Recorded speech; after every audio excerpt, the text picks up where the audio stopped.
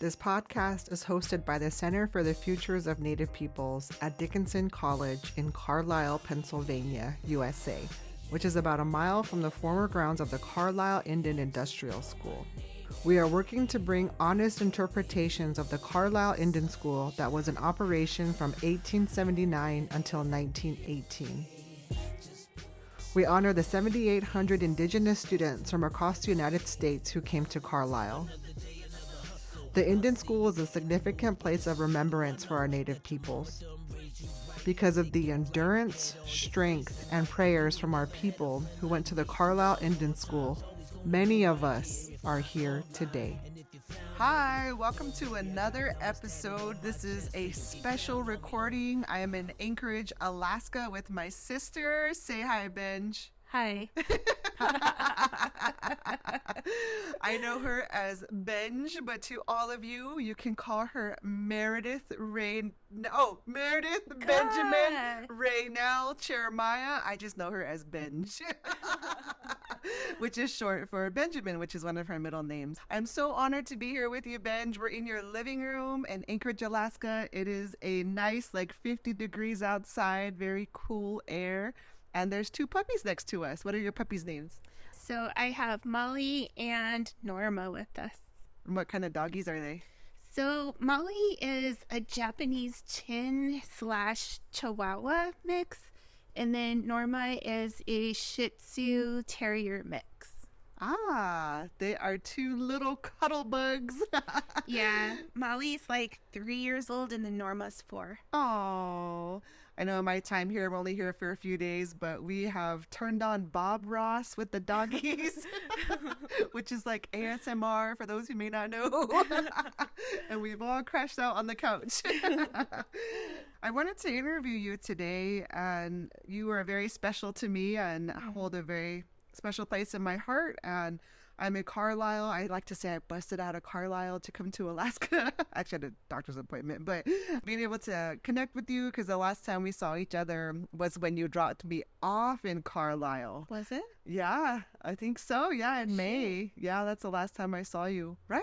No, we went to Canada. Oh, that's right. Oh, shoot. Just kidding. We went to Canada. And we had adventures. That's right. We did. We went to a powwow and we got there late and it was already over when we got there. Yeah, we were in the woods and got lost, but that's a different story for a different time. We did.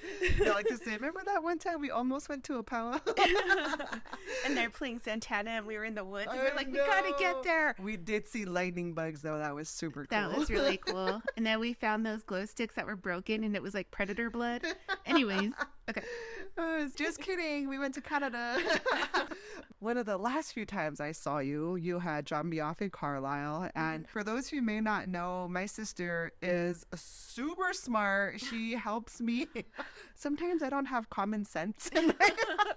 My sister helps me navigate sometimes. I like to say that I'm not the sharpest crayon in the toolbox. But actually, one of my friends had told me, but you're the brightest. I was like, oh, that's good. Okay. But yeah, Benj, well, I'd love for you to share just a little bit more about who you are. You're a graduate student. Tell us a little bit more about that in your program. I am a second-year doctoral student in the Clinical Community Psychology program at the University of Alaska in Anchorage. Right now, I am also doing a practicum at the Aleutian Pribilof Islands Association, so APIA, doing clinical work, but I'm also doing research with a bunch of cool mentors that I've kind of found my way with, or way to, while I was, at UAA. Have you always been on a track for a graduate program in clinical psychology? No, not at all. Ooh, tell us more about that. I mean, without telling my whole life story, pretty much I didn't really see myself going into psychology, but, full disclosure, I had a DUI in 2015 and kind of, experiencing the system where these are supposed to be resources that were supposed to be helpful to people, and then kind of seeing the other side of it. It just made me realize hey, we need more individuals who are passionate, who want to, actually help people. And yeah, I was inspired to go into psychology. So there's a lot more there, but that was pretty much what it was in a nutshell. Oh, I really honor you, Benj, for being vulnerable in this space. And I know that a lot of our Indigenous people go through different challenges, like mental health challenges or even substance abuse challenges. And I know that in your role as a aspiring clinical psychologist, as you navigate your graduate program, that you are helping so many of our Indigenous people and beyond, and you're going to help a lot more people. And for those who may not know, our mom is a clinical psychologist. So I always tell my friends that they always analyze me. Just kidding. They're both really good listeners, though.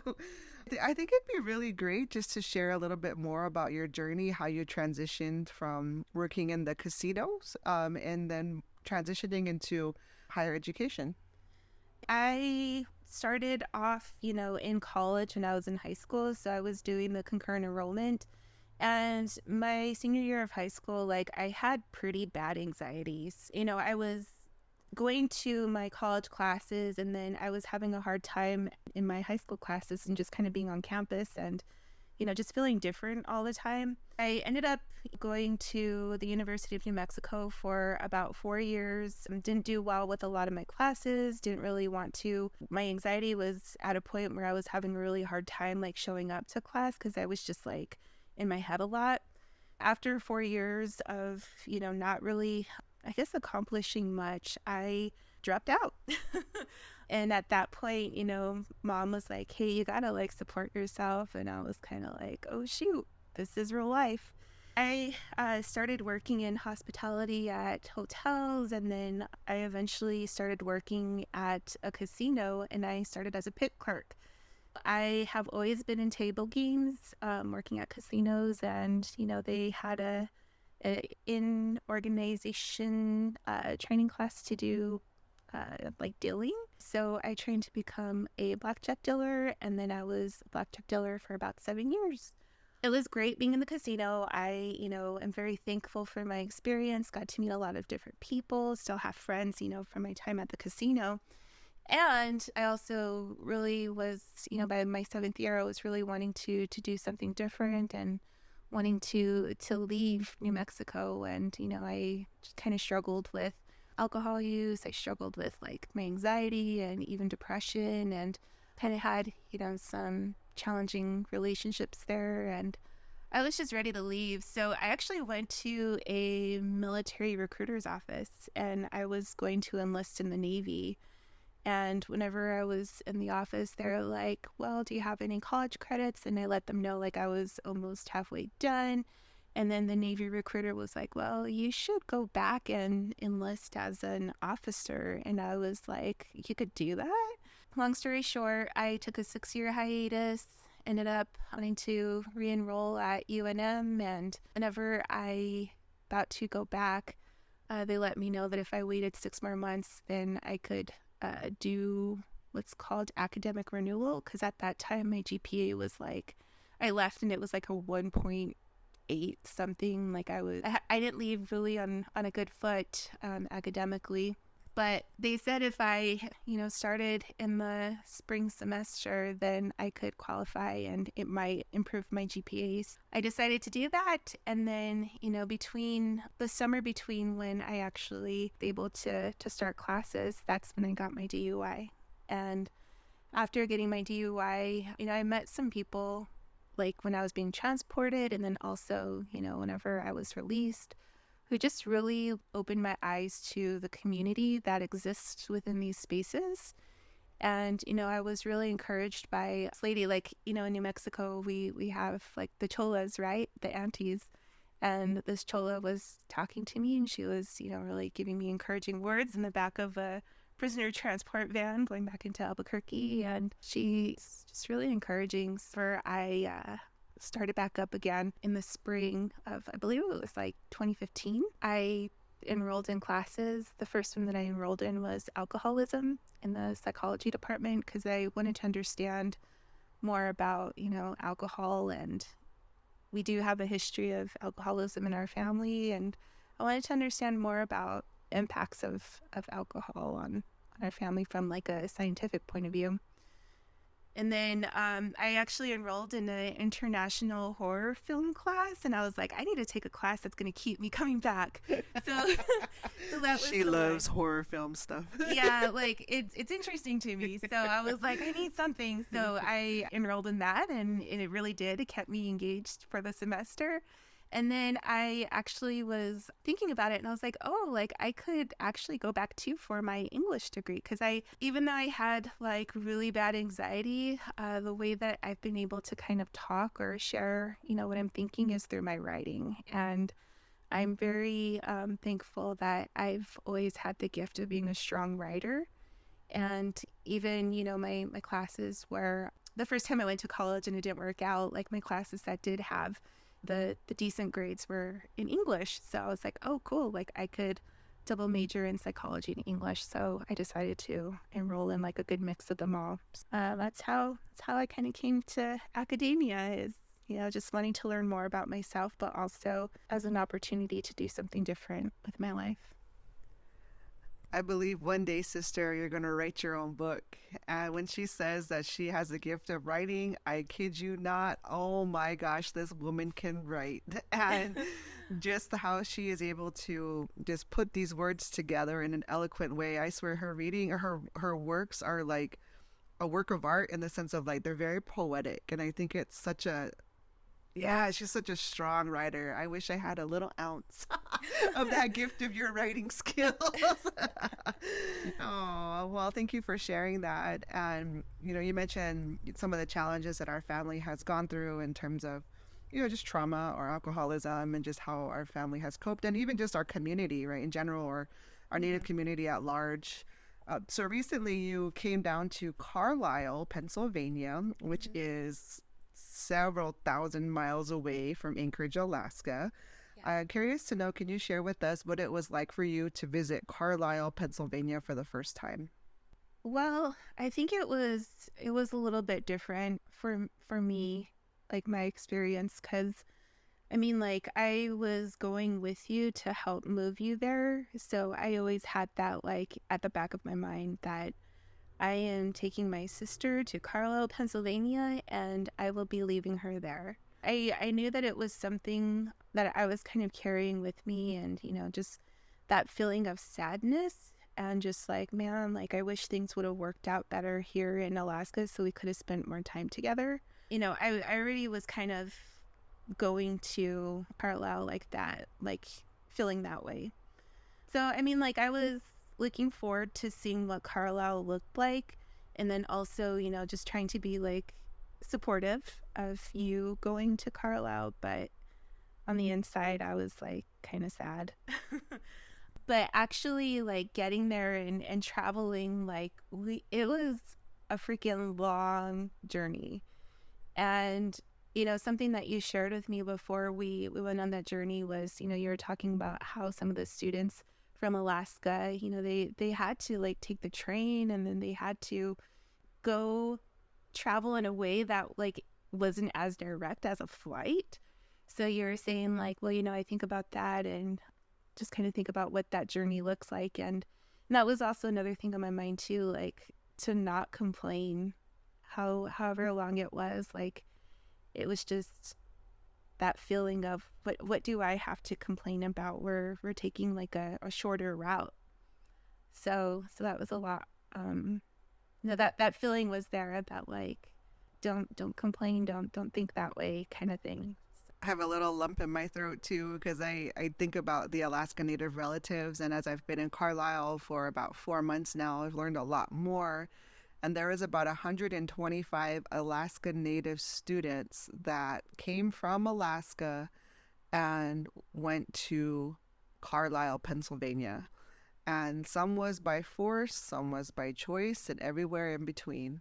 And for me personally, it's a lot to process with that, because it is such a long way, and how they had to take boats and trains and And for us, it took us like, 24 hours. And we were tired by the end. I know that. And we got a donut at the, I remember getting a donut at the Harrisburg airport when we got there to kind of celebrate our journey there.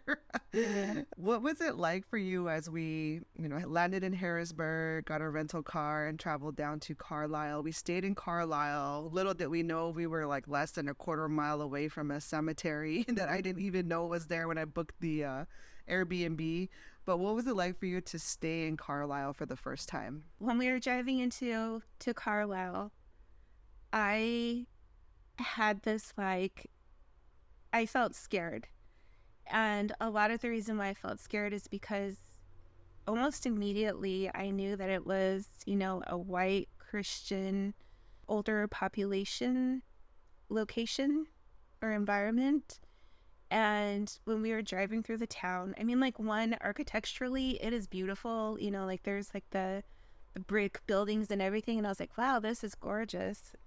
However, I think seeing churches on every, corner, and then also just seeing people and recognizing that, hey, we kind of stick out. That was a little for me, it was just a little bit man, where are we? I think in terms of knowing that our relatives were there and, kind of going into Carlisle, because we didn't drive by the barracks or anything like that when we first got there. I think we kind of went a roundabout way to our Airbnb, but just kind of knowing what was, what has happened in Carlisle, it was almost a sense of just not really knowing how to feel. One, I was describing earlier, I was already feeling kind of sad because, of course, I was going to miss you and I was just anticipating that. But two, feeling we're on the outside of people who are already there. And, it was just a really odd mixture of emotions. I didn't know what to expect. I didn't know, what to really make of it. But I think that was my first impression, my first honest impression of Carlisle. When we were there, I remember there's, my sister worked in the post office for a few years in Albuquerque, New Mexico. And I enjoyed hearing you make all these different connections because there's roads in Albuquerque that actually reflect some of the architecture that we saw in Carlisle. Mm-hmm. And so you've been through many delivery routes in Albuquerque, learned a lot of back streets and of course cruise on the main streets. But I thought it was neat because we're trying to make connection, I think is what my interpretation was. How we have these lived experiences in New Mexico where we're from, and then now in Alaska. And when we're there, it's just kind of okay, what's familiar, trying to find stuff that kind of could ground us, I guess, maybe. And so just you being there really helped ground me because I wasn't there by myself as I was going to move there to Carlisle. There was one night, though, that I think really stands out in my mind when I think about experiencing Carlisle. And at the time when we were there, we had two vehicles. I shipped my vehicle down from Alaska and had my vehicle delivered, so we picked that up. But we also had a rental vehicle. And there was one night, I can't remember, I think it was from dinner or somewhere. We were going from one place back to the Airbnb, and I thought I'd give you the location and everything. And so we were navigating back, and then you mentioned you wanted to go to Walmart. So I was like, okay, I'm going to go back to the Airbnb and just wait for you. And so will you share what happened after you left Walmart to navigate back to the Airbnb? It wasn't even when I left Walmart. I think it was after we picked up your car. And then we're like, oh yeah, we can get back. And I was like, yeah, I can totally get back. You shared about, the being, in the post office, I pride myself on having a really good sense of direction and, being able to pick up things right away and oh, I know where I'm going, or I've seen this before. And that's actually a lot of the way that I learn is I remember. And then I'm okay, just follow the steps or, track my way back. And I guess I thought that that's how it was going to be when we were going to go back to the Airbnb. But when we headed back for some reason, I remember you were ahead of me and I was driving the rental car. And then I guess I lost track of you and I didn't see you turn. So I ended up at Walmart. And that's where I was like, oh, I'm here. I need to get like whatever I needed or whatever. And then I was like, oh, then I can find my way back. And then you're like, yeah, that's fine. Like, I'm going to just head back. And I was like, okay. I did that. And by that time, it was dark. And then I was like, oh, like, you know, I've been here before many times. I can find my way back. I was kind of relying on my sense of direction. But dude, like, Carlisle, for me, like, I think in some ways, like, not to be all like hippy dippy or anything like that, but I kind of think like it's like a vortex. Because I was traveling down in the direction that we had gone before, but somehow I got turned around and I was kind of feeling weird, and I was like, wait, you know, like I'm lost. And then it was a little bit raining, and I had that feeling of like, hold on, like I'm lost in Carlisle, Pennsylvania. I felt really unsure and just kind of like, oh crap, like what am I going to do? Something that happened is that when I got turned around, I ended up at like this location that you took me to, like where the students, the native students were on the train, and that was the first stop that they were at. And I ended up there, and then I was like, hold on, like I know this isn't close to our Airbnb, so I pulled over and I typed in our Airbnb address into my phone, and I was like, use modern technology, we can have that. Yeah. But for whatever reason, the GPS would not work on my phone. And I ended up behind this factory, and then I ended up over by the barracks, and I was just like, what the hell? Like I didn't want to be over by the barracks at night. Like we hadn't driven by the barracks before, and I was like, I don't want to be over there by myself. And I was panicking because I couldn't figure out why the GPS wasn't working. Everything started looking the same. I'm gonna cry now. But it was like everything started looking the same, and then that thought came up to me about like the students who arrived there, who like didn't know where they were, where, you know, some of these like signs and not just having a sense of direction. Because for me, like a lot of times I'll use some landmarks like mountains or that kind of thing. There was none. All of the buildings look the same. I was in an area where I know I didn't want to be because I knew what happened before. The GPS wasn't working. You know, I think I tried to call you too. I don't remember. At the same time, like I didn't want to bother you because I was like, oh, you know, she's busy trying to unpack and all of that. And I was freaked out, and I don't remember exactly what. Oh, and then another thing too that happened was I didn't have some medicine that I usually take with me, and I was already feeling kind of weird. So I remember I was just really like out of it, like just confused. And then I got back to, I finally found my way back to the Airbnb, and then when I got back inside, you know, Mandy was like, where are you? Like, hop in. And then I just remember walking in, and I just started crying. I have never traveled to a place before, or I have never been on the road or just so lost like that before. And it had to be in Carlisle, Pennsylvania, this vortex of a place where my GPS wasn't working. I was feeling weird, and I felt scared. And I remember that night too, like I was just like, what is this? I remember you're like, you don't have to be here. Like I'll get you home early if you feel safer that way. And I was like, no, it's okay. But I just remember too, like after that, you're like, well, you can sleep with me. And I was like, okay. So it was very much, I was little sister, and yeah, that was horrible. Oh, my throat is all tight because I remember exactly that moment. And you know, your perspective, your opinion means a lot to me. And when you came in, when you were scared, I was scared too. And it was like we were both scared together, and I was trying not to like show you that I was scared because obviously I had to live there. I was like, okay, Mandy, like you can't, you know, show her that you're afraid too, because I know that she'll worry. But I don't know. And I do remember like offering to you, like, you know, I can fly you out tomorrow. We can cut your trip short, and whatever it costs, whatever, I don't care. You know, like I just cared about you and making sure that you felt safe and that you felt comfortable. And so, yeah, it was really just an awakening experience, just a reminder that we were in Carlisle, and that like just I think you just summed it up so well, like how our Indian students, thinking about our Indian relatives that came and how jarring of an experience it can be because it's so dark and these buildings look different. There's railroad tracks. It's industrial where, you know, that initial stop was. Like, it's just so different than anything we've ever known or seen. And I think I look back now like, okay, like, you know, it's better.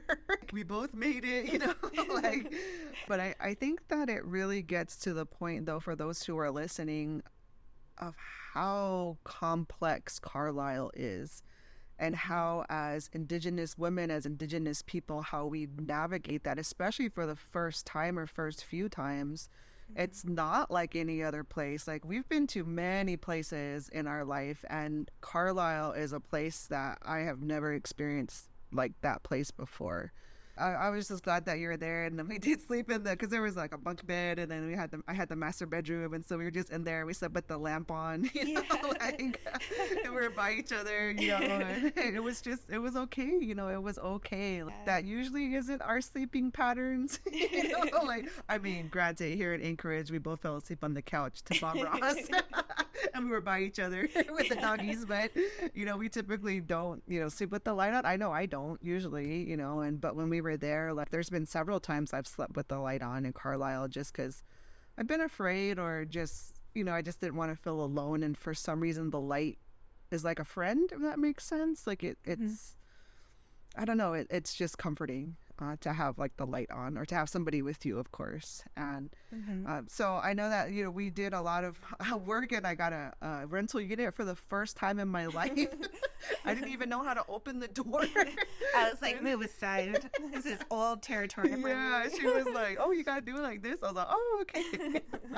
I know that we moved stuff in, and we took our time. We didn't go right to the Carlisle barracks for the first time, because it was your first time, and it was, I'd been there a few times by that point. But what was it like for you to visit the Carlisle barracks for the first time? It was interesting. Are you talking about going to visit the relatives first, or are you talking about like what? Yeah, like visiting the whole campus. Like, for those who may not know, the Carlisle Barracks is an active Army base. The Army War College is there, but it's the former grounds of the Carlisle Indian Industrial School. So it literally is fenced in. And so what was it like to visit the campus of the Carlisle Barracks as we know it today? Like, I know you just described it. Sorry, like, can you tell me like what you mean? Yeah. Like, what was it like to go on base? What was it like to Can you like be more specific? go through security? What was it like to go to the cemetery? What was it like to see the old buildings that were there, and to see the footprints of where our ancestors walked before? Yeah, well, kind of thinking about security, like whenever I went in and gave my my ID and stuff, I was already like, I have weird feelings with authority and whatnot, so I was already feeling all somehow whenever I had to get approved to go onto the campus. And to me, it kind of bothers me that we need to have that approval to go visit our relatives, and especially be in a space like that, because to me, I'm like, well, why do we need to be approved, you know? But I understand it's like an active military base. However, it's still, you know, that feeling of why do we keep needing to ask permission to be with our relatives? It doesn't sit right with me. However, you know, it's a process. I get it, whatever. Like, thinking about what that experience was going to be like, going to the graveyard and you know, visiting our relatives, like I didn't really know what to expect. And then when we parked, I didn't really know where to park, and it was just like, this is where we go. And then, you know, I had you there, and you took me to where we needed to go, and then you just kind of gave me that space to experience it. But like, it was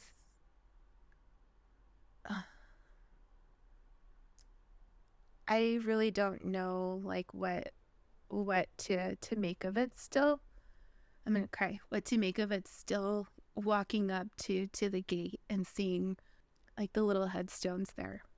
And something that I will never forget is seeing like the headstones of like the unknowns, and also our community members who are there.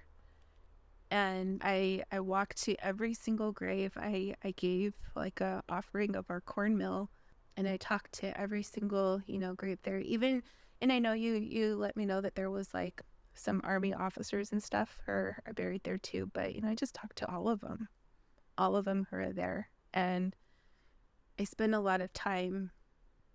I took my time, like getting to read the names and touching every headstone, and just looking and watching and just being there. And I had my notebook with me because after I said hello to everyone, I sat down and just was in the grass and just kind of spending a few minutes. And because I was crying, I cried pretty heavy like the whole time I was there. It didn't stop the whole time I was going to each grave. It was like one of those cries that came from like my tummy area. And something that I've been told is like that's where our hearts are.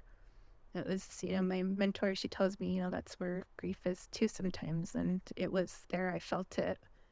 And yeah, it was a lot. It was really heavy. I remember like after I was like kind of like a little bit more grounded, like I remember I asked you if I could like hug you, and you said yeah, and then like I just like let it all out again. Like I just cried, and it was like one of those really ugly cries, and I was like, oh my gosh.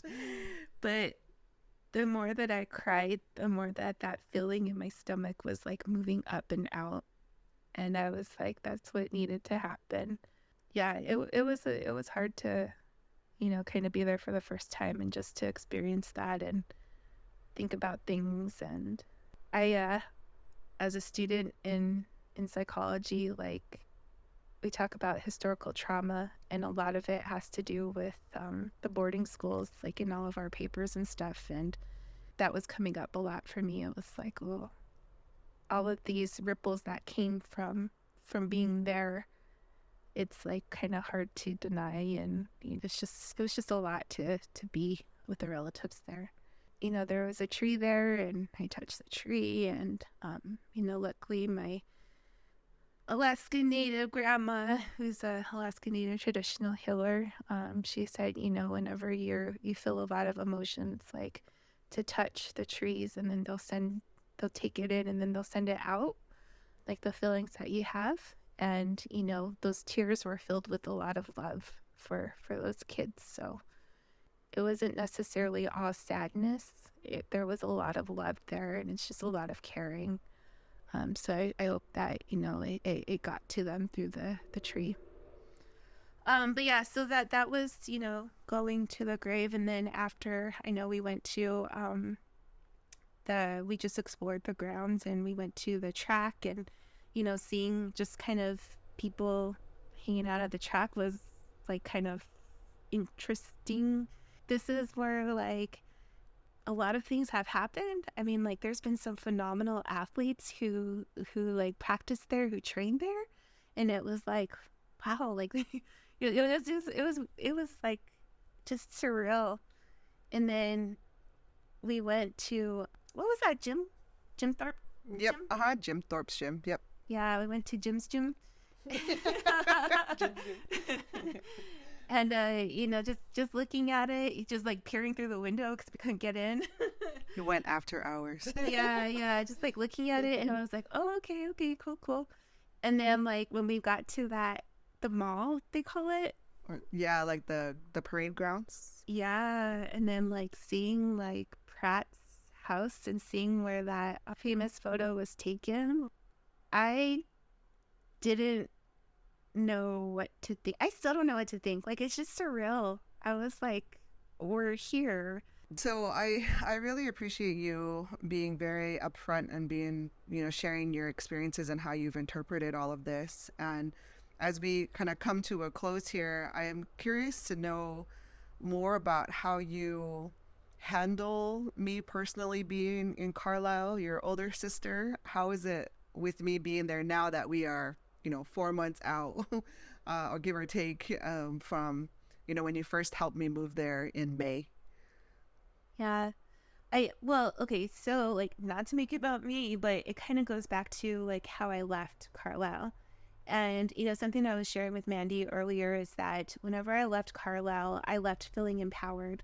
I left, like I mentioned earlier, that I have anxiety, and a lot of my anxiety is not speaking up, like using my voice, like literally using my voice. I'll write things out or whatever.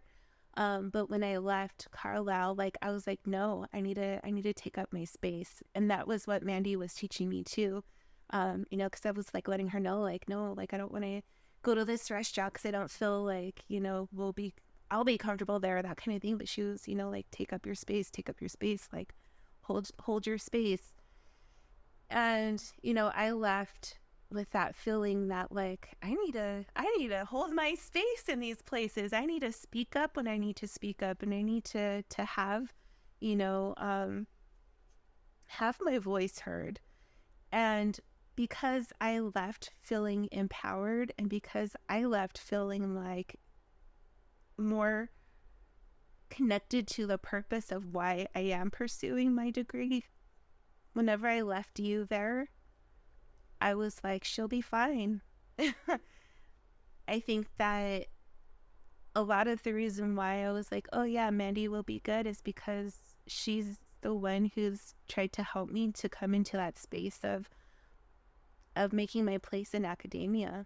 And, she's helped me to understand what it's like to sometimes be the only one and to not fit in. And just knowing that she has those skills and she's able to navigate those spaces, and even just in a place like Carlisle, you're extremely well equipped to navigate it in a way that's diplomatic rather than, just kind of reacting off of emotions. You have the words, you have the skill to hold your space and to know what you need to do in order to help make the futures of Native students someplace that's safe. Whenever I left, I was like, I wasn't feeling scared. I wasn't feeling worried. I was like, no, she can handle it. Thanks, sister. Yeah. These are all deep words on a podcast. Oh, did you tell me this off a podcast? They're like, no, I just let you go and do it. I didn't tell you nothing. I was like, bye. She didn't. Aw, thank you, sister. And just as your older sister, I've definitely seen you grow in these last 4 months, and in finding your voice and you standing up in your own way. Like, I have seen a change, and I think that's definitely a positive impact in terms of, going to Carlisle and literally walking in the footsteps of our ancestors, and how, we are descendants of 5 relatives who went to the Indian school, at least 5 that we know of so far. And so for us to be able to connect not only with each other, but with the grounds and the space, I think I'm so glad I got to do that with you as I started off my journey in Carlisle. Again, I just value your perspective and your opinion, and thank you, as you have been very real and very upfront about your experience in Carlisle. And I think it's very important for people to understand that, because we are navigating Carlisle today as Indigenous people. Even though this happened 100+ years ago, it still impacts us today. And even as you mentioned, like, that you're still processing, and I identify with that too, like you, like I am still processing being there in Carlisle. And what does that look like for us today, right? Collectively, but also individually, because, even though that we are sisters and share like the same DNA, we often, when I talk to you about Carlisle too, like, we have very different perspectives, even like, or even words that we use, and I just, of course, honor you and respect your opinion and your perspective.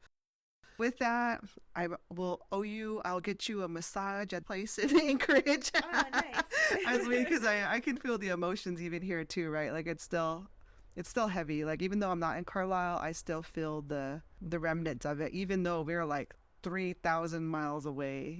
So, is there anything else you'd like to share before I treat you to a massage at the mall here in Anchorage? Can you be more specific? I'm not good at being like, oh yeah, this. Like, what are some examples of things I could share? Okay, so what pieces of advice for others, other Indigenous people who are going to visit Carlisle for the first time? What advice do you have for them? I think the advice that I would have is to feel what you're feeling in the ways that you need to feel it. And it's interesting, me and sister were having this talk, like, before she picked me up from work today, that a lot of times, that we're like trying to manage what our emotions look like. And, me and Mandy, we didn't grow up like being able to express what that is, but I think on the inside, like, we could feel them. And I think that, for anybody who is going to Carlisle, to experience being there in the ways that you know how. So it could be talking about it, it could be just feeling it, it could be, writing it down, it could be anything the way you think about it, how you're wanting to experience it.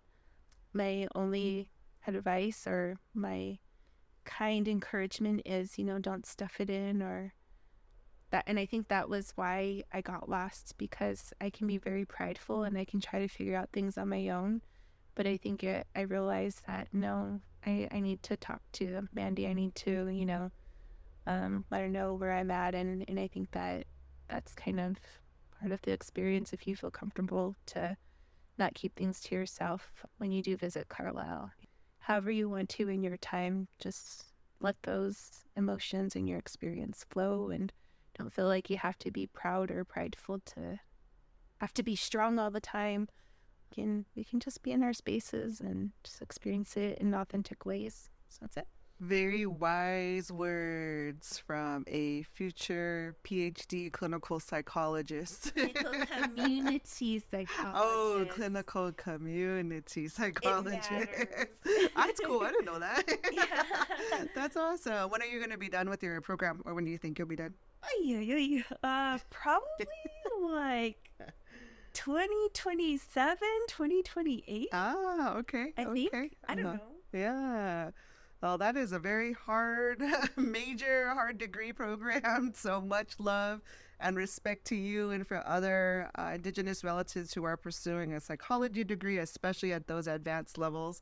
I've witnessed my mom and my sister go through that journey, and it looks hard. So much respect to you with that. And I just love you so much, sister. And I'm so thankful that you came on to this podcast, as I'm here in Anchorage and able to share space and time with you and Norma and Molly, the two puppies here.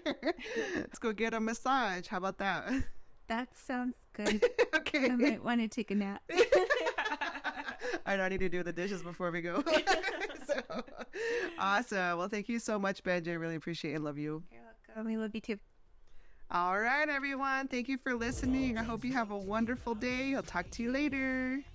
Bye. If you want to learn more about the Carlisle Indian Industrial School, visit the Carlisle Indian School Digital Resource Center at carlisleindian.dickinson.edu. Much love to our relative Superman, who is from the Apsulaki Nation located in Montana. This episode features his song, Another Day, from his Medicine Bundle album. Superman, also known as Christian Takes Gun Parrish, is an award-winning music artist, Native American dancer, and innovative hip-hop artist. He has dedicated his life to empowering and spreading a message of hope, pride, and resilience through his original art form. Learn more about him at supermanhiphop.net. Can you spell his name? Supaman. Follow him on Instagram and YouTube at Superman Hip Hop, on TikTok at Superman TikTok, and on Facebook. Listen to his music on your favorite streaming service. And check out his clothing brand, Good Medicine Clothing, at goodmedicineclothing.com. Also, check out his partner Angela Howe's website, Choke Cherry Creek, a contemporary Indigenous fashion brand that celebrates the beauty, strength, and resilience of her people. Visit chokecherrycreekdesigns.com. Many thanks to Brenda Landis for teaching me the technical process of producing a podcast. Much love to my sister Duquish. Benji, or you probably know her as Maredyth, for joining me on this podcast episode. Learn more about the Center for the Futures of Native Peoples at dickinson.edu/CFNP. Follow us on TikTok, Facebook, Instagram, and X at CFNP Dickinson. Authenticity is important. You can also learn more about me at amandacheromiah.com, and you spell my last name Cheromiah. You can also connect with me at drcheromiah on TikTok, Instagram, X, and LinkedIn. You can also email me at cheromia@dickinson.edu. My sister and I honor the relatives that went to the Carlisle Indian School. Because of them, we are here. And in the words of Chief Philip Whiteman Jr. from Northern Cheyenne, and who is a descendant of the Carlisle Indian School, he says, "I love you and there is nothing you can do about it." Hashjame gume, Dawai, thank you so much for listening, relatives. Until next time.